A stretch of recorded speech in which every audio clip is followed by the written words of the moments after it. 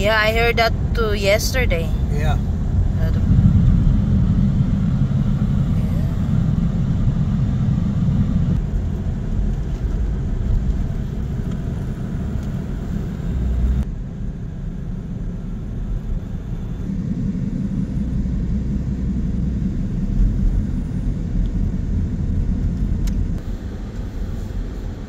Ayan, araw yan ng Sabado. Punta kami dyan sa Greek ba yun? Greek? Ayun, hindi ko matandaan ang pangalan.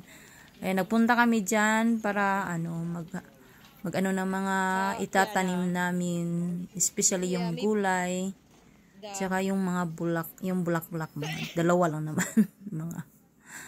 Ayan, ang gaganda ng mga nila dyan, ng mga bulaklak. Diyos ko, napaka-colorful. Kasing colorful ng buhay ko. Like charot. Where did... I think it's down there, along there. Let's go down there. Let's see where it is. Yes. Tinangkong. We call it tinangkong. Yeah. Daman ba sila pa nandito? Oh, pretty flower. Yeah, but she's for me that would not be.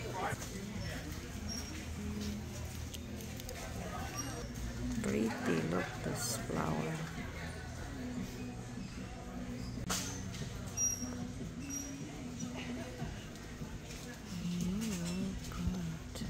Yeah, tomato.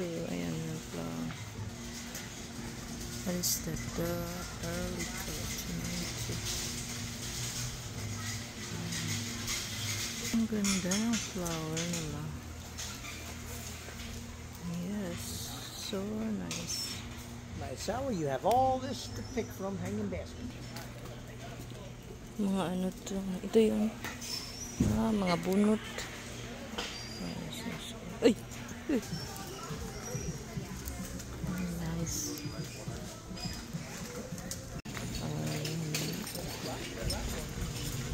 That's nice.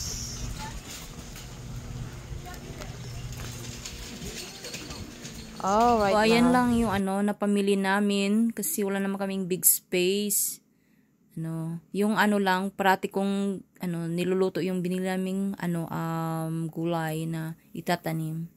Tsaka alam nyo, ang ganda ng niyan, yung place, surrounded siya ng ng kakahuyan. So, yun lang. Thank you for watching.